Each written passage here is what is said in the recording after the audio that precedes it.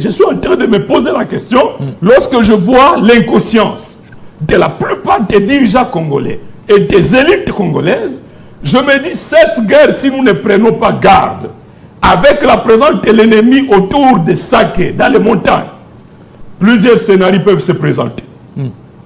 Est-ce que nous allons rééditer l'expérience de 96 avec l'AFDEL? Est-ce que nous tendons vers l'expérience de 98-2003, c'est-à-dire l'agresseur nous met devant un fait accompli, occupe nos terres, nous met à genoux pour signer des accords de Sun City? Est-ce que nous nous acheminons vers le scénario de 2009, c'est-à-dire l'agresseur nous impose des opérations où Mojawet ou l'armée rwandaise s'impose pour intervenir sur le sol congolais, puis on nous impose des accords bidons, des accords dangereux, comme l'accord du 23 mars 2009. Quelles sont les chances que nous nous donnons pour nous conduire vers le scénario souhaité par tous les Congolais de 2013, c'est-à-dire, même si l'ennemi était arrivé jusqu'à Goma, repoussé à Kibati, mais avec Baouma Mamadou, au nom de l'unité de commandement et de l'harmonie entre l'armée et la population, nous avons réussi à bouter l'ennemi dehors. Est-ce qu'aujourd'hui il est encore possible de rééditer cet exploit? Ou bien nous nous acheminons vers l'hypothèse la plus grave, c'est-à-dire le schéma que le Rwanda a toujours souhaité, de créer sa propre république autonome à l'est de la RDC, consacrée à la balkanisation, de la même manière que l'Ouganda a réussi à démembrer le Soudan par la création de la République du Soudan du Sud. C'est ce que le Rwanda souhaite. Et à l'allure où vont les choses, si les Congolais ne prennent pas conscience, nous sommes en train de tendre droit vers la consécration de la balkanisation, si et seulement si le gouvernement prend les choses à la légère et laisse l'ennemi prendre Goma, eh bien, le danger serait très très grave. Ceux-là qui s'amusent à dire, même si Goma tombait, on reprendra plus tard, eh bien, le Sud du Soudan est devenu une république aujourd'hui et l'éventualité de la reprendre ne se fait plus. Donc, je viens lancer l'appel pour que chacun se réveille, que l'on fasse pression sur le gouvernement. D'un côté, le gouvernement doit assurer une prise en charge totale et efficace des militaires et de tous les volontaires. Deuxièmement, la blague qui s'observe dans la cacophonie, dans la chaîne de commandement, doit rapidement cesser pour qu'on revienne à l'unité de commandement, qu'on sache à quel commandant on va demander des comptes. Je te rappelle, Kichanga est tombé en janvier 2023 sous la présence de 8 généraux.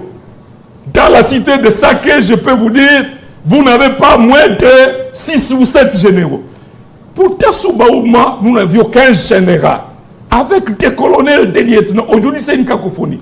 Deuxièmement, est-ce qu'on peut mettre fin à la divagation des militaires dans la ville de Goma?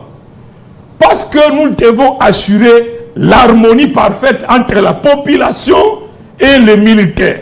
Et lorsqu'on voit le chaos dans des quartiers la nuit, les phénomènes 40 voleurs s'amplifient. Au pire, systématiquement, on a pillé la cité de Saké. Les populations pleurent. Je rappelle les commandements de FARDC.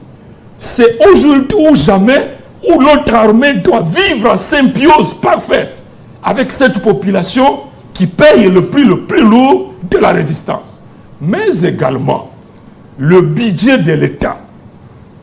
Aujourd'hui, on doit cesser d'avoir d'un côté des dirigeants politiques qui sont là comme des jouisseurs politiques, alors que la nation est en danger.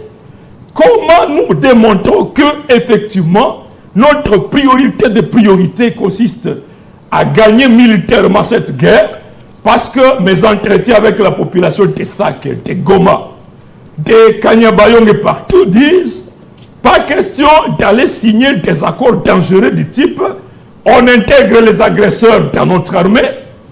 On fait quoi pour dire, bon, il y a des populations non identifiées qui devraient être déployées à Massis et autres. Il doit y avoir une procédure pour savoir qui est congolais, qui ne l'est pas. Donc, nous n'allons pas laisser à n'importe qui d'aller signer des accords. Nous sommes au courant qu'il y a des discussions qui se font. Délégation rwandaise, délégation de la présidence RDC à travers certaines ambassades ici. Nous voulons que des personnes qui ont la maîtrise des dossiers, Kinshasa a pris la mauvaise habitude depuis que cette guerre a commencé, que ce soit pour parler de Nairobi, Luanda, on envoie des gens qui vont juste pour chercher des perdièmes et qui nous sacrifient, qui sont prêts à signer n'importe quoi dans les fameuses feuilles de route de Luanda ou de Nairobi.